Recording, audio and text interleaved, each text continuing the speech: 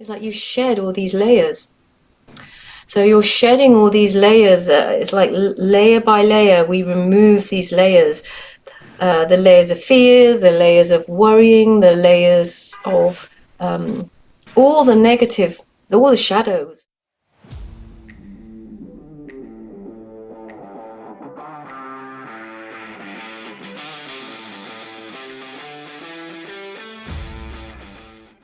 Hello, everyone, and welcome to another season. So today we have somebody very special. We're going to talk about something a little bit different as we usually do. So I shouldn't really say that today. So let me introduce you first so we can start getting the conversation going. So today with us is Helene Su. She helps heart-centered visionaries and leaders reconnect with their true self, their joy, their creativity, and more specifically, their power. She does this by helping her clients move from mindfulness to embodied wholeness. Through her own method of combining embodied creativity and somatic visioning, through dance, for which she founded Niio Dance, new integrated and inspired openings. Today, she's joining us to discuss just what somatic visioning is, but most importantly, to share with us how through this embodied and conscious approach to movement and dance, we can truly heal our lives and go beyond the ordinary. Helena, thank you so much for joining us and welcome to the show. Thank you, Angelica. Thank you for having me. Hi, everyone. So it is great meeting you, and I absolutely love the fact that you include dance and movement, because when we talk about spirituality and we talk about consciousness, everybody's like, yes, you have to connect the mind and the body, but it all begins to feel so robotic. And I think it's such a cool and fresh perspective that you put this into dance. So how, just usually give us a little background about how this all got started. So usually I ask my guests to share with us how you came about doing what you're doing and what has it done for your life to begin with. Yeah, I mean, actually began dance as a little girl. I loved ballet. Well, I loved dance. It looked so beautiful on TV, and it was the one thing that really brought me joy. When I was growing up as a kid, actually, I felt very disconnected and displaced, being British-born Chinese. But I loved dance, so I used to go loads. I did all the classes, the festivals, the shows. It was quite full on actually. But in the end, I found ballet very restrictive, right? There's a lot of rules, it's very structured, it's a very competitive world. Some of the mums spent all day, all they ever did was just like devote themselves to making their daughters, win all the medals kind of thing. Anyway, so I left all of that behind, and then I was in the media, and I just wanted to see the real world.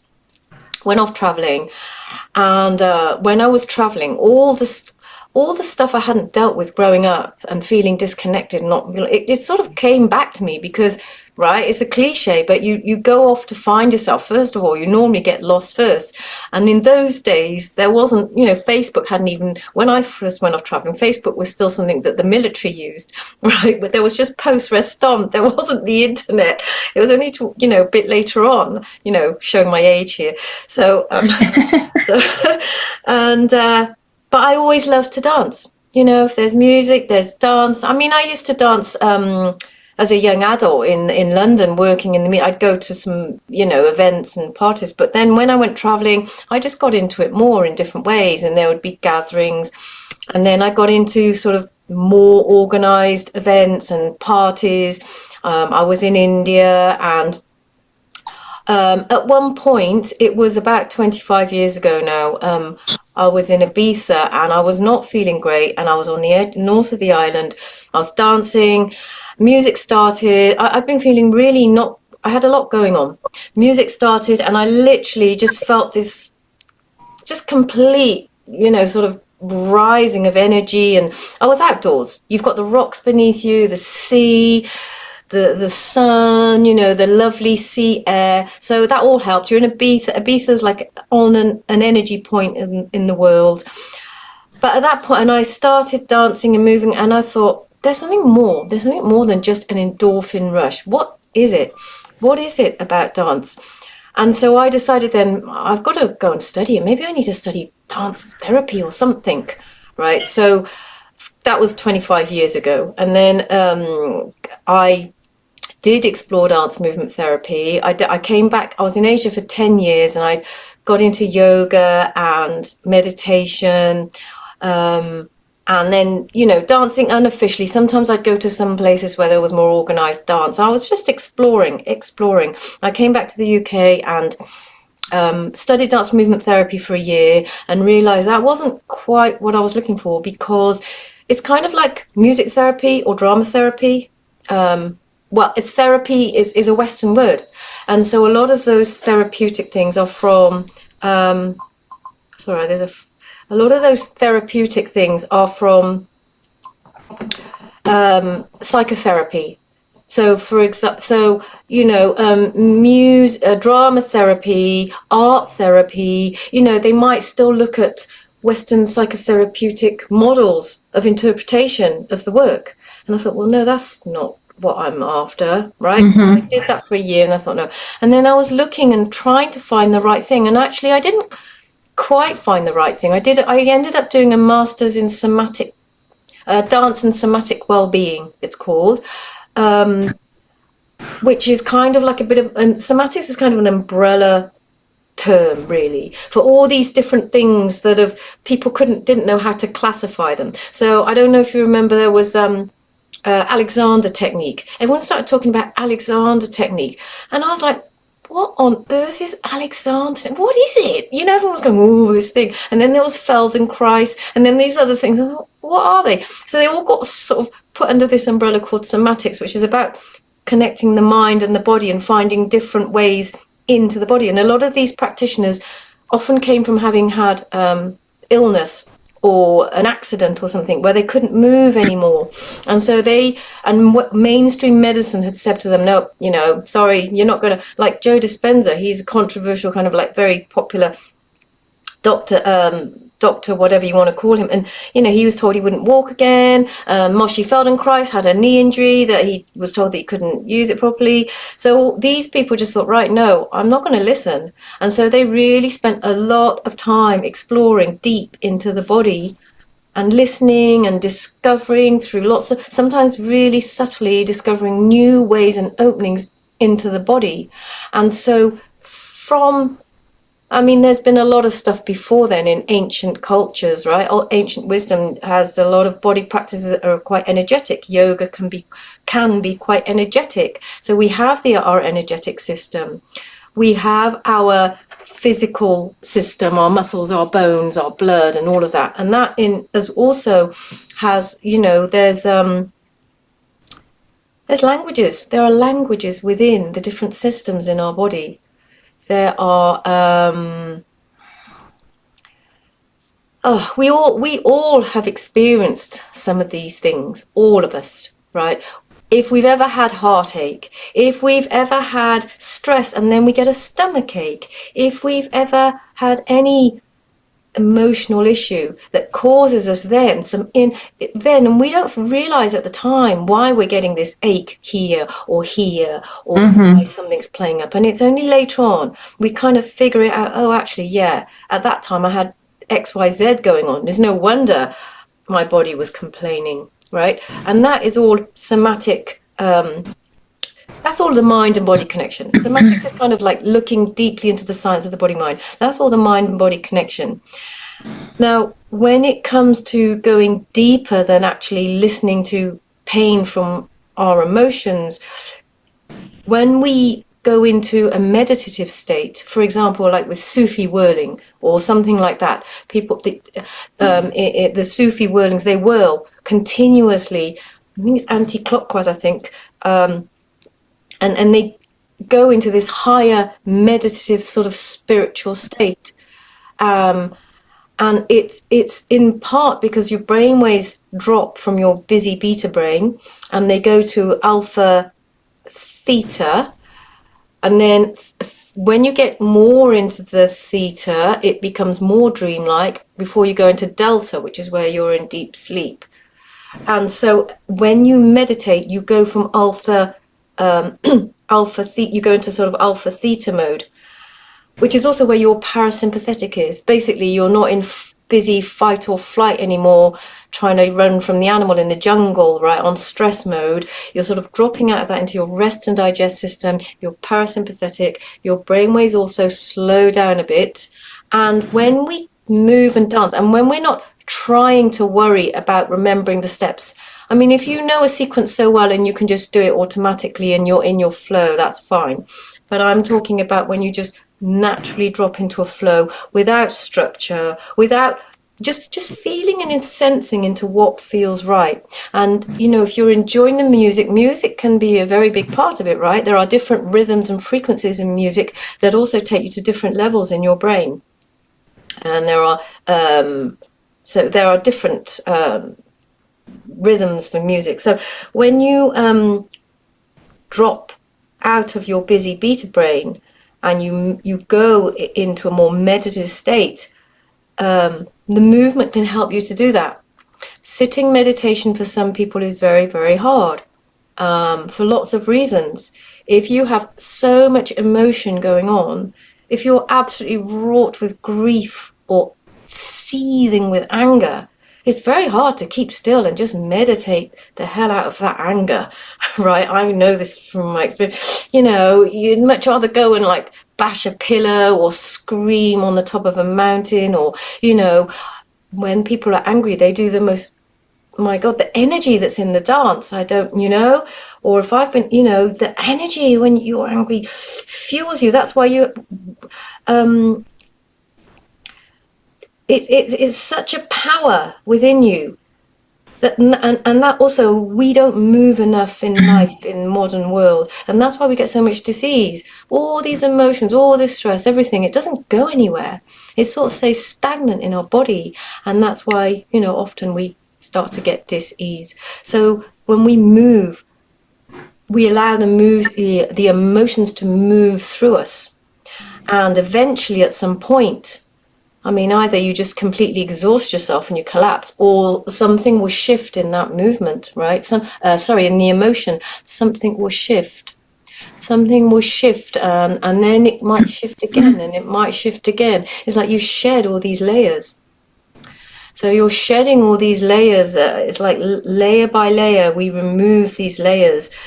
The layers of fear, the layers of worrying, the layers of all the negative, all the shadows, all the layers that hold us back, that keep us small, that keep us feeling, you know, afraid to show up and be seen.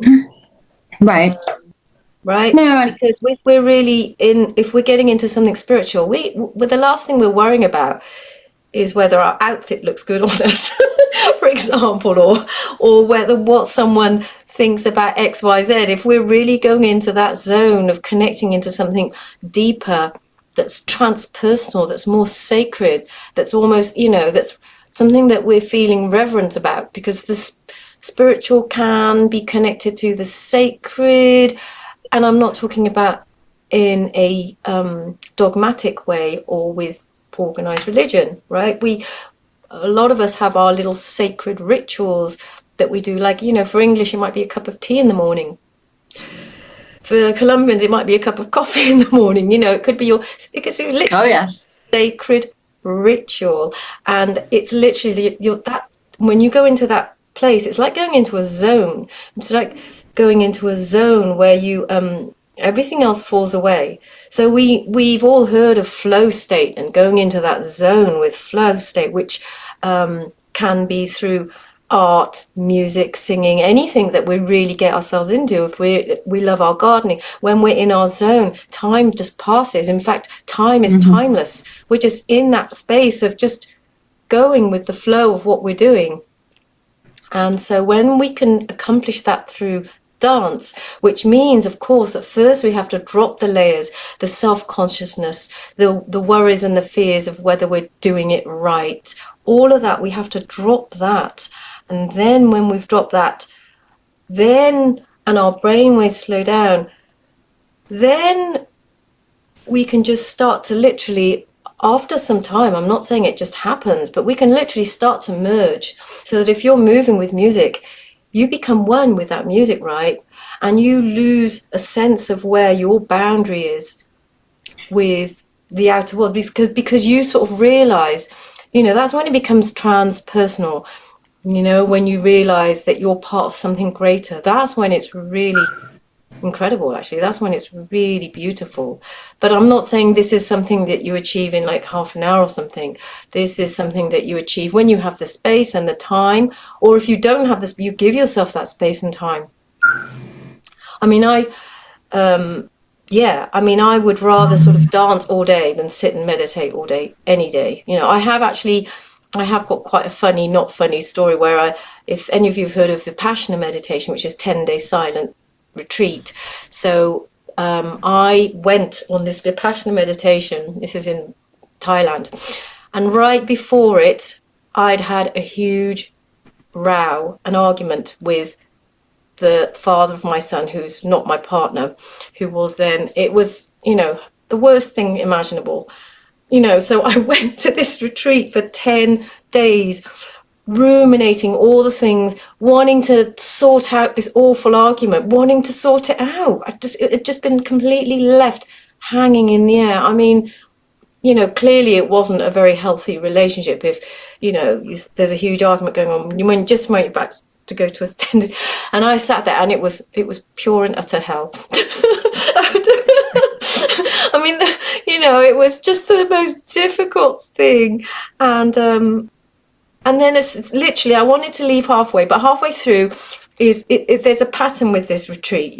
About halfway through, people start climbing the walls, and you can see they're actually going through utter hell, some of them. And then after that halfway point, they kind of sort of like, it's sort of like it turns. Mm-hmm. Because people get through that, and then by the Right. end of it, they're all like, except I was just like, right, now I've got to go and sort this thing out. And I'd gone to outside of Bangkok, and then I had to go straight back into Bangkok with tuk-tuks and pollution and just like city. It was just like, okay, this is interesting. And if I'd have danced for 10 days, if I'd have moved my body for 10 days, I know I would have still wanted to work it out at the end, but I would have been in a different state. I probably would have been able to work through all the different scenarios, reimagine things, and it would have just been easier, because if I had something going on in my mind, I could let it be expressed through my body. And that's why I love it so much. That's really why, it has its own language, right? It's the language of the soul, it's been said. I didn't say that, someone else said that, but it's the language of the soul, right? It's the language of our heart. Our heart is our soul in Chinese culture. It's the oldest practice since time began. After we started walking, what did we do? We might have run a bit, but then we were dancing. We were dancing to the crops. We were dancing to come together for celebration, and we still do. Except nowadays, it's become a lot more. People go straight to the bar first before they go to dance, right? It's like, oh my God, I'm going to get. They go where? Go to the bar first. Bar to get a drink. Often they go to the bar first before they have a dance, because there's always dancing in weddings, birthday parties still. But it's become, but now with things like Strictly Come Dancing and I don't know, all the protocol, if you like, around certain things around it, people feel they have to live up to, there's expectations. And that's why, this joke around about dancing on TikTok, where did that come from? I've talked about this before, because, why is it such a joke? Why is it like, oh my God, no, it's not.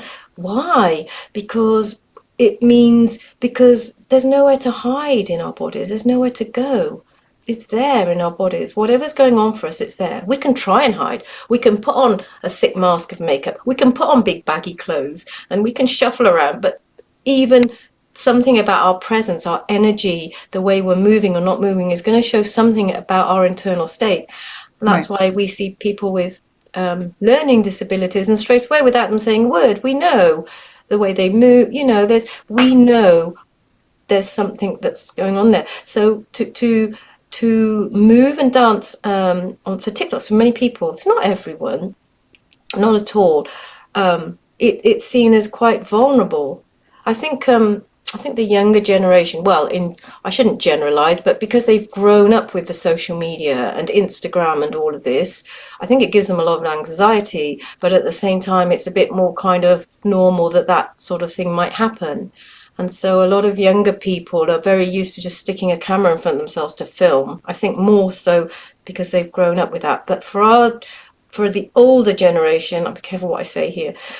For us more mature people Yes, we're not who old. didn't We're grow not up old. with that, then it can be quite confrontational.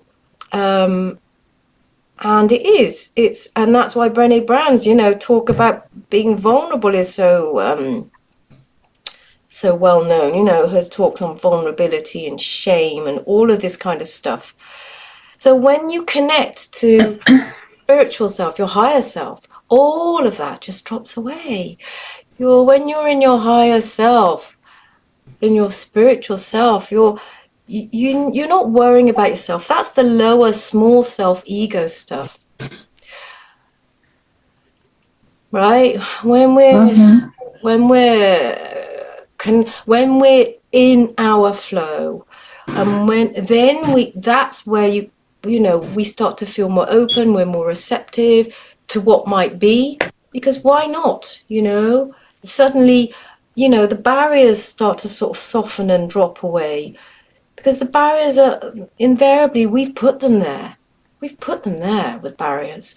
And so when we can remove these barriers, we can connect to something beyond ourselves, and we can connect to, well, infinite possibility, you could say. I've just started reading this book by accident about confidence, actually. I found it on my Kindle, but and I can't remember, but anyway, he's saying how he was really not very confident, but he just sort of decided he was going to start thinking and be more confident, and how that just opened so many doors. So if we can't express ourselves, if we don't know how to express ourselves, and we don't have the words, then the movement and the dance is another language for us that doesn't need the words. Right. It's another And I language. and I love that you said that, because I'm going to go back to a few things that you said at the beginning. You were talking about languages within our body system. So how does our body express different languages? Like, how do we recognize? Okay, let me take a step back. So I agree with everything that you said, and in my words, our body is the unconscious mind. So when we don't talk or discuss or do or feel or deal with our feelings, yes, our body is our host for it.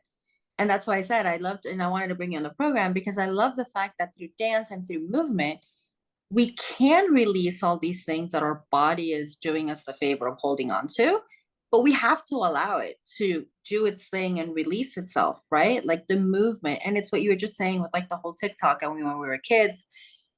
It's gotten to a point that we self-judge ourselves, or we self-criticize ourselves, as in, I don't know how to dance, or you don't know how to dance, or obviously I'm Hispanic, so I dance salsa, merengue, bachata, like all these things. And my partner tries to learn how to dance. So it's funny because even I tell him and he's like, "Oh, I'm dancing." And I know he's moving, but there's a different energy to what we're talking about, because that's like the dance of fun, and I love to dance. Like I literally don't need a drink to dance. I love to dance. But it's that kind of movement of just getting so in the zone and in the flow, like what you're talking about, getting so in the flow of the rhythm that I'm listening to, that I'm not consciously thinking about, am I going left? Am I going right? Am I trying? My body just moves. And for me, that's like the biggest release, because we don't have to do like this major self criticism thing on us. And I don't know about you, but I know that there's a lot of people that suggest out there dance like nobody's watching, like that famous phrase that I don't even know who said it, but everybody repeats it. Yeah.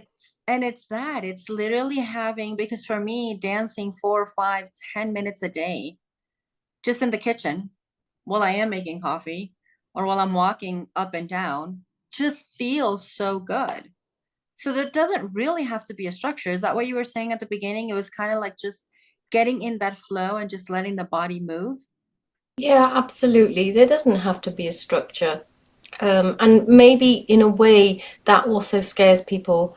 It can do, because it's almost it's like, actually, oh, I can do what I like. For some people, with a lot of people we live within structure. Everything has a structure, has rules, boundaries within reason, and so for a lot of people, it feels safer to have that structure. So yeah, allowing yourself. So that is already, that's the first sort of like shift. That's like the first edge, if you like, the first kind of barrier of just allowing yourself to be and move how you want without having to. Is this right? Is this, It doesn't matter. And Right. so, because in order to do that, yeah, it means letting go of the mind. And you can and a lot of people, we're used to being able to dance and freely, but maybe also we always do the same sort of thing. Maybe we always move in the same sort of patterns because that's what we're used to doing. And so to do something that's slightly different, yeah, it's going out of our comfort zone. It just feels different. It creates new grooves in our brain which are not comfortable, which is the whole thing of getting out of your comfort zone. It's like, oh, okay. But actually, if you able to do that, then it's very freeing because you've sort of broken down a little barrier, if you like. Mm-hmm. Sometimes when I'm teaching in class, I get people to do silly, be silly and be fun. I can inject in some humor and stuff, but I'll always lead so that, I said, I'll make people laugh. I don't mind if people laugh at me about it. It's fine because, it's great for our immune system. It's healthy to laugh, especially if you can. And so I will sometimes say to people, like, I'll give a cue to sort of try and do something make the most outrageous move you can imagine. And so for a lot of people, it's actually being given that permission. It's like being given Mm-hmm. the permission to do that, and that's kind of can be really liberating. But yeah, I think you're right. Hispanic culture is very different. Hispanic culture, people are very much in their bodies as a whole, more so than in some European cultures. In Northern European cultures, I'm going to try and be discreet here, but like Southern Europeans, or I don't. I mean, maybe it's got something to do with the climate. I think Well, so. for us, yeah, for us, I mean, again, we're not going to generalize because everybody's different. And I can tell you right now, I love dancing, but it's what you're saying right now also. I had to allow and teach myself, which is something that I feel is very important to talk about. I had to teach myself years ago to be okay being silly, to be okay having fun. Because although I love to dance, it is culturally accepted. Okay, so for those of you that don't know, I'm Colombian, and we are very known for our parties and our outgoing and our dancing and our drinking because we are. But we're very friendly people and we're very much party people. But even within the same country, and this happens everywhere, even within the same country, we have like different regions, people are a little bit different. The people from the middle of the country, which is like the capital, the city, um, years ago, I don't know about today, that's why I was thinking about it. Years ago, they were more known as the cold, selfish snobs that you go by the rules and you don't misbehave and you dance, but very, confirm and there was a way of being. The people in the coast, the people in the islands, they're all over the place. They're yelling, they're happy, they're screaming, they're dancing, they barely have clothes on, their hips are going one way, so it's very different. But the reality is, and like in the work that we do and helping people like get out of their comfort zone, even people that look at me today, they're like, oh my God, you're so outgoing, you're such an extrovert, you're so, yeah, I worked my way to this. I was super shy. I am practically an introvert. I just let my extra self come out once in a while, literally to play. And that's what I'm trying to get at. Dance is a way of playfulness. And I think it has been so taken out of our lives that we have to adult, that we have to be serious, that we can't always be playing, that we have to see the world. And again, if our body's taking in all these things, we become more and more rigid and more tense. And allowing the body to move does allow us to go back into that and be like what you just said. I have permission to play. I have permission to enjoy. And I think that's something that has been taken out of society in a very different, curious way, don't you think? Yeah. Yes, definitely. Absolutely. Yeah, every year that we get older, we're supposed to do less and less things. There's supposed to be less and less Right. boxes ticked and more ticked of other things, and it's just absolute nonsense. I have worked with young children, and if anyone who's got kids or been around young kids, they're so enthusiastic, and they haven't had all that indoctrination. It happens quite young, the indoctrination. By about 3, definitely, if not before. I've seen that a lot in Asian kids. But yeah, they're free. They don't know what's right or wrong. They're just exploring.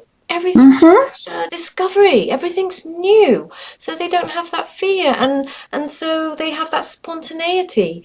And the irony is that in children's education, they encourage play because they say it's good for your imagination, it's good for your creative thinking, it's good for your emotional intelligence and relational skills. But then, after a certain age, suddenly at mainstream school, it's sit down at your desk and focus on the main STEM subjects, science and maths and that. And actually, Sir Ken Robinson, his talk is one of the top watched TED talks of all time. Has talked about how the creativity. We don't grow into creativity. We are born creative as children, but then the creativity is kind of like taken out of us. And he's actually even said, why is it, children dance every day. Why don't we? Why is that? And even at schools, there's a hierarchy of subjects, and dance and drama at the very bottom, the most bottom of the arts. He said, even in the arts, there's this hierarchy. So you've got art and music, but then dance and drama are at the very bottom. And actually, they're both of the ones that involve our whole body, that involve our whole being, right? I mean, that is super interesting. I never realized that. That's really, really interesting that even within the arts, they're also because in my mind, yeah, when I was younger, I never got into dance. But when I had a daughter, when she was small, she wanted to go to dance. So I put her in all the dance classes, but I was so not near all the moms that were like, oh my God, it has to be this and this. I was actually the mom running around like, oh my God, I forgot the flower and I forgot the stockings and whatever. And to this day, my daughter still tells me, she's like, I used to love those classes. Like I used to dance and I used to move. And I was like, I remember hearing that from kids when I was growing up, but it never interested me. But now that you mention it, that's so interesting to see that it's even low in the arts in school. Now, is that by academic choice or is that by student choice? oh, they don't have the funding. They don't get the funding. Oh, So it's the powers that be, who are invariably in suits and often male, right. who are making the decisions around literally how the school curriculum is run. There's this organization in the UK I don't know how it works in your part of the world, but Mm-hmm. certainly in the UK, there's organized. Mm-hmm. It's called Ofsted, and they decide the curriculum. They make all the rules. At Right. one point, quite a few years ago, they decided to give the school teachers more admin on top of their actual teaching time. For example, more forms to tick and stuff, and more reports. But it's just like ticking boxes. And so, yeah, my MA, they cut the funding. You can't study it anymore. They stopped it, even though it actually was recognised, and it was quite unique. But yeah, it all goes to science. Funding invariably is science, and which is obviously important. But there's lots of politics around that as well. Right. But Well, that's the whole thing with for getting technical about it, that's the whole thing with left brain, right brain, right? Science, math, logic, all of that is very left brain, very analytical, logical. Arts, creativity, storytelling, painting, dancing, that's all very right brain. And to be a whole functioning, working being, an adult, God, wouldn't it be great that our society actually had both hemispheres of our mind working instead of just one? But I agree, that's a completely different paradigm that's happening. And now that you mention it, so I lived in Florida and then I moved to Texas. And one of the reasons I moved to Texas, one of the final decision breakers that happened for me, my daughter was going to enter fourth grade.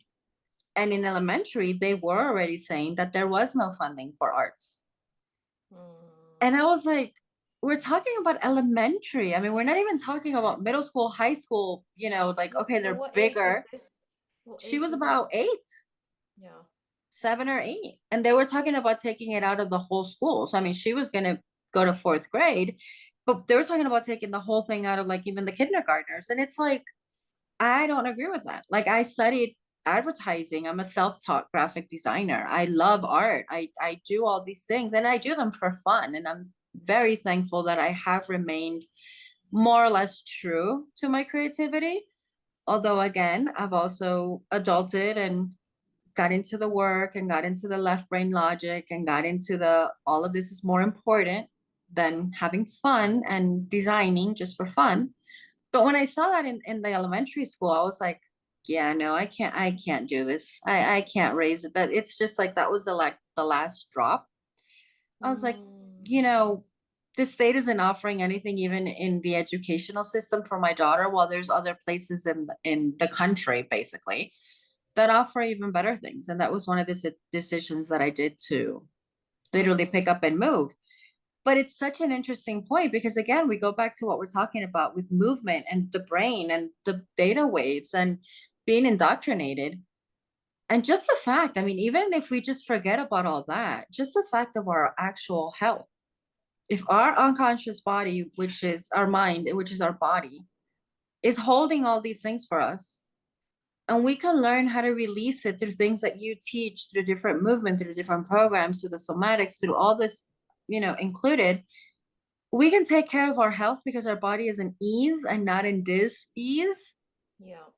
Just as basic as that, wouldn't you want to dance alone for 3 minutes in your kitchen? I mean, it's something that when we look at it, it's so simple. And there's so many things that we can do to improve our lives that are so simple that our mind, again, being so logical and stuff, our mind is like, oh, that's too simple, that won't work. And we just don't do it. Yeah, so a lot of people still think it has to be the gym, which, obviously has its merits, but, but the gym, again, it's linear. It's quite linear movement. It's quite structured. You might not be able to lift very heavy weights, but you're not going to do anything drastically wrong or worry about looking foolish. Whereas dance is something else. It's so much more open and creative. Yeah, it's true. And I mean, I think people are starting to recognize now in business, for example, oh, it's very important to have emotional intelligence. But to have, for example, emotional intelligence, again, you have to be connected to your body and you have to ultimately be connected to your heart. And dance is one, direct way you can do that, to really connect into our, it's one of the most direct ways because you don't have to follow any form and you just really listen in and connect. And so you listen to all the different parts of you. You allow yourself to feel what you really need to feel. You don't hold back. You don't sort of push it down. And so, yes, it's allowing ourselves to become whole again. I love it. Well, I know we are running out of time, and I wanted to thank you so much for joining us. And where can people learn more about what you're doing, what you offer, all the great things that you're up and about? Where can people find you? So I have a website. This is the best way to see exactly what I've got on offer. I'm launching my signature program, part one of it, Creative Soul. Part one is called Reclaim You. I do offer coaching. And I do have some courses ready to go that you can check out and buy. And if you're, you know, kind of mega shy, you want to sort of just experiment, you can dance with me in your own home in my shop there. So my website's Niio Dance, Niio Dance, new, integrated and inspired openings. It's about finding your roots, your grounding. So then you have the foundation to then take off and fly. That's the idea. So I have created this map that's kind of based on a combination of the chakras, Maslow's hierarchy of needs, a psychology life wheel, basically a map of roots and wings. So going from your roots, you know, to support you. But these are sort of internal ways to hold you, to support you to move. You're still free to move, but you know, I give you themes, I give you guidance, I give you ways in and ways to support. Awesome. So yeah. Beautiful. Yeah, and I'm on all the channels, on some more than others. So with Helene Su Niio Dance on my Instagram and YouTube, and my name here on Facebook and LinkedIn. Perfect. Yeah, pass by, say hello. Any questions anybody has about anything, I'd love to, you know, if you're sort of like a bit you've always been a bit shy about all of this, I'd love to support you to, you know, move through that. Yeah, let go of all that stuff that's holding you back. It's so liberating, it's so freeing, and it's so empowering. It is. All right. So as always, I will put the website and all the links below. Thank you so much for joining us, and thank you for everything that you're doing. Thank you, Angelica, also for you as well, for what you're doing and what you're bringing to the world. Thank you. Thank you. Yeah. Awesome. All right, everyone. Bye-bye. Talk to you soon. Bye. Bye. Thank you for watching until the end. My question to you is, what is the one thing that you have learned from today's video that you can apply exactly today? Go ahead and hit that subscribe button and go catch our next video.